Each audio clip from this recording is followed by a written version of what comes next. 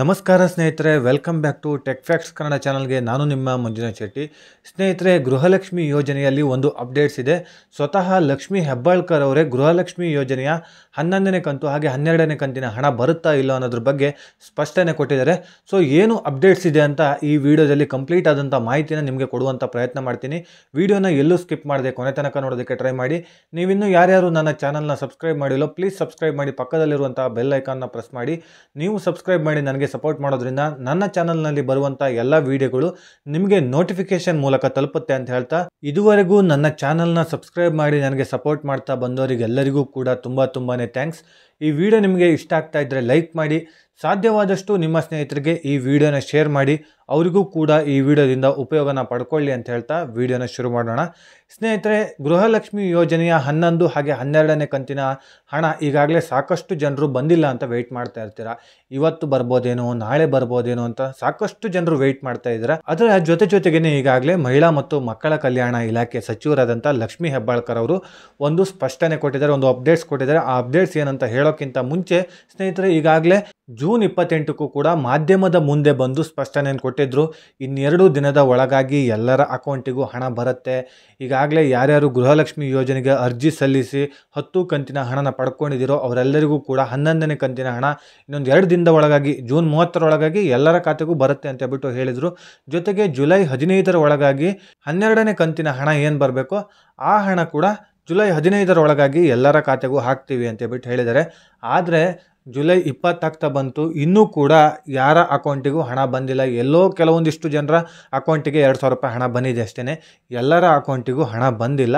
So ಅದ್ರ ಬಗ್ಗೆ ಈಗ ಸ್ಪಷ್ಟನೆ ಕೊಟ್ಟಿದ್ದಾರೆ. ಏನು ಸ್ಪಷ್ಟನೆ ಅಂತ ತಿಳ್ಕೊಳ್ಳೋದಾದರೆ ಸ್ನೇಹಿತರೆ, ಈಗಾಗಲೇ ತುಂಬ ಜನರು ಏನು ಮಾಡಿದ್ದಾರೆ ಅಂತ ಹೇಳಿದ್ರೆ ಫೇಕ್ ಡಾಕ್ಯುಮೆಂಟ್ಸ್ನ ಕೊಟ್ಟು ಗೃಹಲಕ್ಷ್ಮಿ ಯೋಜನೆಗೆ ಅರ್ಜಿನ ಸಲ್ಲಿಸಿದಾರಂತೆ. ಅದನ್ನು ಇವಾಗ ವೆರಿಫಿಕೇಷನ್ ಮಾಡ್ತಾ ಇದ್ದಾರೆ.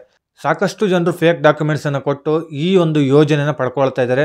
ಅವರೆಲ್ಲರನ್ನೂ ಕೂಡ ವೆರಿಫಿಕೇಷನ್ ಮಾಡ್ತಾ ಇದ್ದೀವಿ.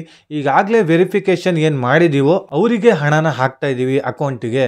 ಸೊ ಈಗಾಗಲೇ ಯಾರ್ಯಾರ ಅಕೌಂಟಿಗೆ ಹಣ ಬಂದಿದ್ದು ಅವರೆಲ್ಲರದು ಕೂಡ ವೆರಿಫಿಕೇಷನ್ ಆಗಿರುವಂಥವ್ರು. ಇನ್ನೂ ವೆರಿಫಿಕೇಷನ್ ಆಗದೆ ಇರೋರು ಎಲ್ಲರೂ ಕೂಡ ಪೆಂಡಿಂಗಲ್ಲಿದ್ದಾರೆ.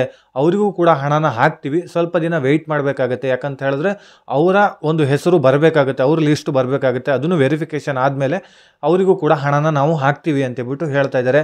ಸೊ ಇದರಲ್ಲಿ ಸಾಕಷ್ಟು ಜನರು ರಿಜೆಕ್ಟ್ ಆಗೋ ಚಾನ್ಸಸ್ ಇರುತ್ತೆ. IT ಆಗಿರ್ಬೋದು, GST ಆಗಿರ್ಬೋದು, ಈ ರೀತಿ ಕೊಡ್ತಾ ಇರೋರು ಅಥವಾ ಗೌರ್ಮೆಂಟ್ ನೌಕರಿಯಲ್ಲಿರೋರು ಅವರೆಲ್ಲರದ್ದು ಕೂಡ ರಿಜೆಕ್ಟ್ ಆಗ್ತಾ ಇದೆ.